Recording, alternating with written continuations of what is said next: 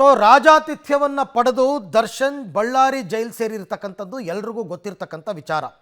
2 ದಿನಗಳ ಹಿಂದೆ ಅವರ ಪತ್ನಿ ಮತ್ತು ವಕೀಲರನ್ನ ಭೇಟಿ ಮಾಡಿದ್ರು ದರ್ಶನ್.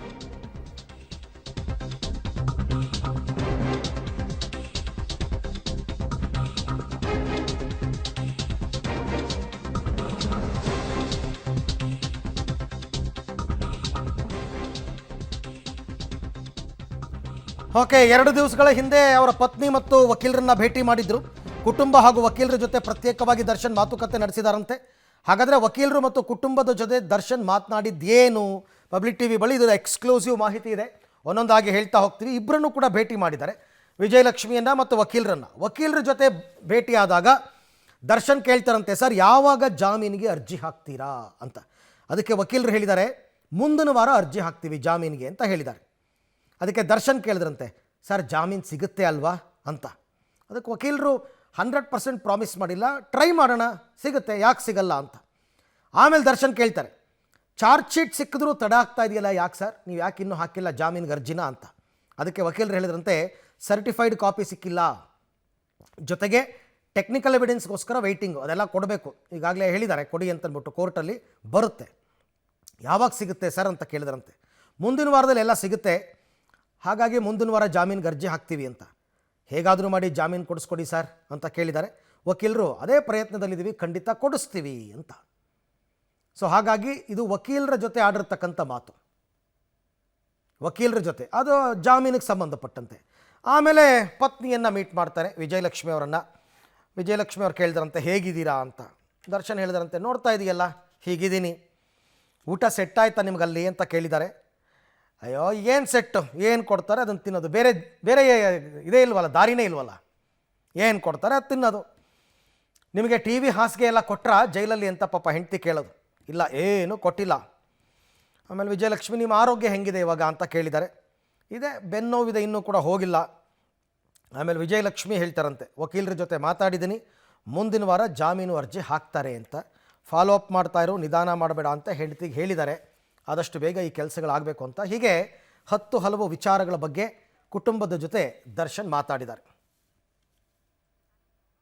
ಈ ಬಗ್ಗೆ ಕೂಡ ಮತ್ತಷ್ಟು ಮಾಹಿತಿ ನನ್ನ ಕೊಲೀಗ್ ನಾಗೇಶ್ ಅವರಿಂದ ಪಡಿತಾ ಹೋಗೋಣ. ಎಸ್ ನಾಗೇಶ್, ಈಗ ಮುಖ್ಯವಾಗಿ ಜಾಮೀನು ವಿಚಾರಕ್ಕೆ ಬರೋದಾದರೆ, ಇಷ್ಟೊತ್ತಿಗಾಗಲೇ ಜಾಮೀನಿಗೆ ಅರ್ಜಿ ಹಾಕಬೇಕಾಗಿತ್ತು, ನಿಜವಾಗಿ ಯಾಕೆ ತಡವಾಗಿರ್ತಕ್ಕಂಥದ್ದು, ಹೇಗೆ ಅಂತ?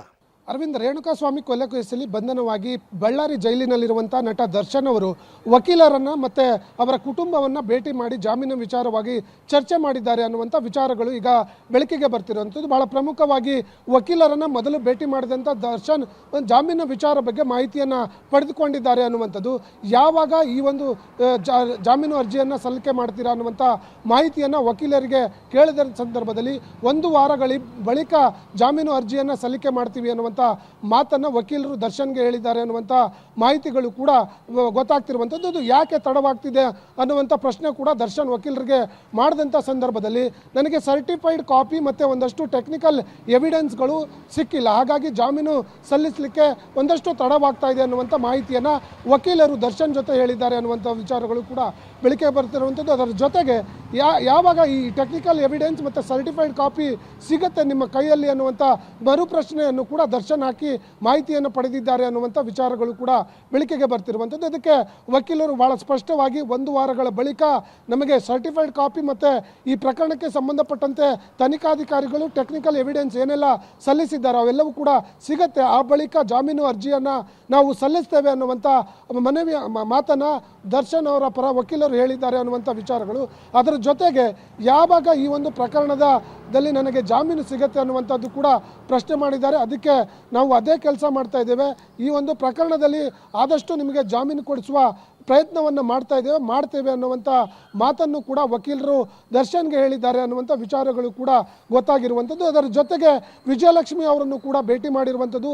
ಆ ಸಂದರ್ಭದಲ್ಲಿ ಸಾಮಾನ್ಯವಾಗಿ ಪತ್ನಿಯಾಗಿ ಗಂಡನಿಗೆ ಏನೆಲ್ಲ ಕೇಳಬೇಕು ಅವೆಲ್ಲವನ್ನೂ ಕೂಡ ಕೇಳಿ ಮಾಹಿತಿಯನ್ನು ಪಡೆದುಕೊಂಡು ಅವರಿಗೆ ಧೈರ್ಯ ತುಂಬಿದ್ದಾರೆ ಅನ್ನುವಂಥ ವಿಚಾರಗಳು ಕೂಡ ಬೆಳಕಿಗೆ ಬಂದಿರುವಂಥದ್ದು. ಬಹಳ ಪ್ರಮುಖವಾಗಿ ಅವರ ಆರೋಗ್ಯ ವಿಚಾರ ಮತ್ತು ದರ್ಶನ್ಗೆ ಜೈಲಿನಲ್ಲಿ ಟಿವಿ ಮತ್ತು ಬೆಡ್ಗಳ ವ್ಯವಸ್ಥೆ ಏನಿತ್ತು ಅದು ಮಾಡಿದ್ದಾರೆ ಅನ್ನುವಂಥದ್ದನ್ನು ಕೇಳಿ ಮಾಹಿತಿ ಪಡೆದುಕೊಂಡಿದ್ದಾರೆ. ಮಾಡಿದ್ದಾರೆ. ದರ್ಶನ್ ಅವ್ರ ಕೆಲವು ಕೂಡ ಇನ್ನು ಕೊಟ್ಟಿಲ್ಲ ಅನ್ನುವಂಥ ಮಾಹಿತಿ ಜೊತೆಗೆ ಜಾಮೀನನ್ನು ಆದಷ್ಟು ಫಾಲೋ ಅಪ್ ಮಾಡಿ ಬೇಗ ಜಾಮೀನು ಅರ್ಜಿ ಸಲ್ಲಿಸಿ ಅದನ್ನು ಜಾಮೀನು ಕೊಡಿಸುವ ನಿಟ್ಟಿನಲ್ಲಿ ವಕೀಲರ ಜೊತೆ ಸಂಪರ್ಕದಲ್ಲಿರುವಂತೇಳಿ Okay. ವಿಜಯಲಕ್ಷ್ಮಿ ಅವರಿಗೆ ದರ್ಶನ್ ಹೇಳಿದ್ದಾರೆ ಅನ್ನುವಂಥ ಮಾಹಿತಿಗಳು ಈಗ ಬೆಳಕಿಗೆ ಬರ್ತಿರುವಂಥದ್ದು. Aravind, okay, thank you Nagesh ತಮ್ಮೆಲ್ಲ ಮಾಹಿತಿಗಾಗಿ. ಸೊ ಇದೆಲ್ಲ ವಿಚಾರಗಳು ಮೊನ್ನೆ ವಿಜಯಲಕ್ಷ್ಮಿ ಮತ್ತು ಲಾಯರ್ ಇಬ್ಬರು ಕೂಡ ಹೋಗಿ ದರ್ಶನ್ ಅವ್ರನ್ನ ಮೀಟ್ ಮಾಡಿದಾಗ ಹಲವಾರು ವಿಚಾರಗಳು ಪ್ರಸ್ತಾಪ ಆಗಿದೆ. ಹೋಗದೆ ಅದಕ್ಕೋಸ್ಕರ ವಿಚಾರಿಸ್ಕೊಂಡು ಬಂದಿದ್ದಾರೆ.